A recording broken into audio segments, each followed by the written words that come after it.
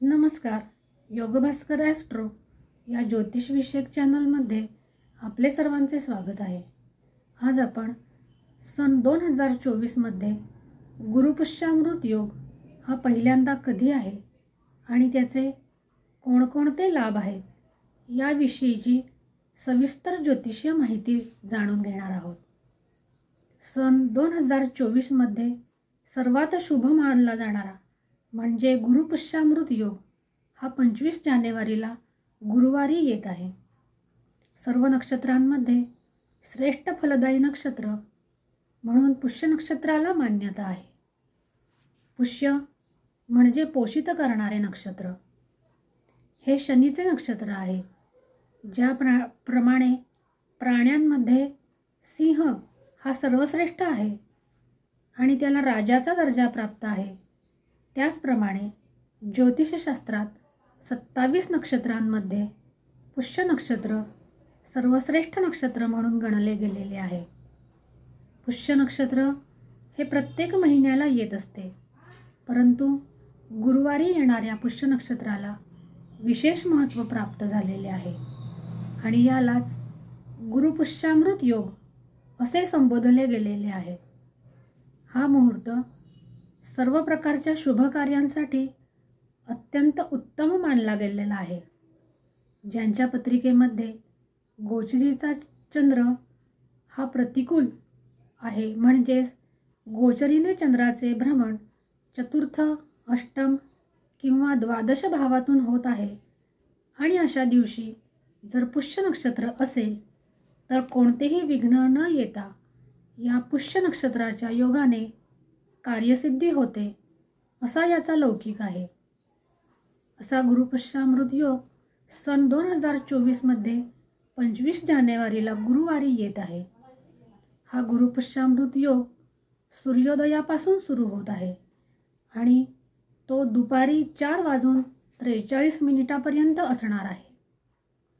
या योगावर कोणत्याही शुभ कार्याची सुरुवात केल्यास कार्ये सिद्धीस जातात अशी याची मान्यता आहे. हे नक्षत्र कर्क राशीमध्ये येते. कर्क ही चंद्राची रास आहे. चंद्र हा मनाचा कारक आहे आणि सकारात्मक आणि आनंदी मन ही यशाची गुरुकिल्ली आहे.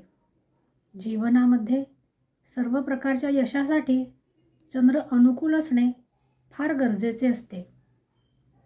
कर्क ही चंद्राची राशी आणि पुष्य हे सर्वश्रेष्ठ नक्षत्र. ज्यावेळी गुरुवारी म्हणजे देवगुरूच्या वारी येते तेव्हा हा योग विशेष लाभप्रद सिद्ध होतो, कारण सर्व प्रकारच्या शुभ कार्यांसाठी गुरु अनुकूल असणे हे अनिवार्य आहे. हा योग भाग्योदय वृद्धिकारक ठरतो. हे नक्षत्र पुनर्वसू नक्षत्र आणि आश्लेषा नक्षत्र या दोघांच्या मध्ये आहे. पुनर्वसू नक्षत्र हे गुरुचे नक्षत्र आणि आश्लेषा नक्षत्र हे बुधाचे नक्षत्र. अशा दोन शुभ ग्रहांच्या नक्षत्रामध्ये कर्क राशीत हे बरोबर मध्ये पडलेले नक्षत्र आहे, म्हणून याची विशेष असे महत्त्व आहे. पुष्य हे शनीचे नक्षत्र आहे आणि शनी हा कर्माचा द्योतक आहे. म्हणूनच संघर्षाने पोषित होणारे नक्षत्र म्हणून पुष्य नक्षत्राचे महत्त्व आहे. हे नक्षत्र कर्क राशीत पडते आणि कर्क ही राशी अतिसंवेदनशील आणि कोमल राशी मानली जाते. सर्व प्रकारच्या सुखांसाठी कर्क राशी ही बलवान असावी लागते. कालपुरुषाच्या कुंडलीत चतुर्थ स्थानी म्हणजे सुखस्थानी कर्क राशी येते आणि येथेच गुरुला उच्चत्व प्राप्त होते. जीवनामधील पहिले सुखस्थान हे चतुर्थ स्थानच आहे, कारण याच स्थानावरून मातृसौख्याचा विचार केला जातो. तसेच पारिवारिक सौख्य, वास्तुसौख्य, वाहनाचे सौख्य याचाही विचार चतुर्थ स्थानावरून केला जातो. तसेच मित्रसुख आणि जनमानसात आपली उंचावलेली स्थिती हेही चतुर्थ स्थानावरूनच पाहिले जाते. त्यामुळे गुरुपुष्यमृत योगावर सुरू केलेले नवीन कोणतेही कार्य हे लवकर सिद्धीस जाते.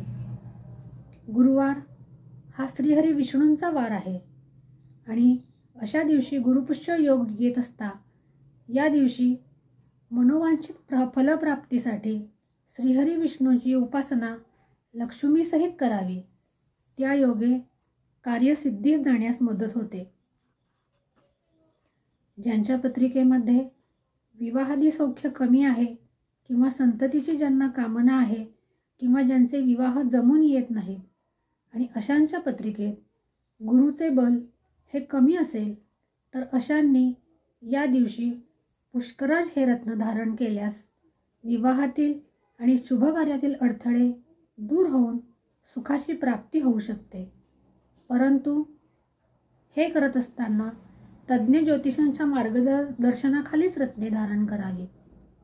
या दिवशी गोदान आणि गोसेवा यांचेही फार मोठे पुण्य सांगितलेले आहे. या दिवशी विष्णू सहस्रनामाचे पठण करावे.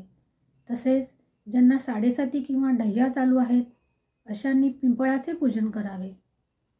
आज आपण गुरुपुष्यमृत योगाची सखोल माहिती पाहिली.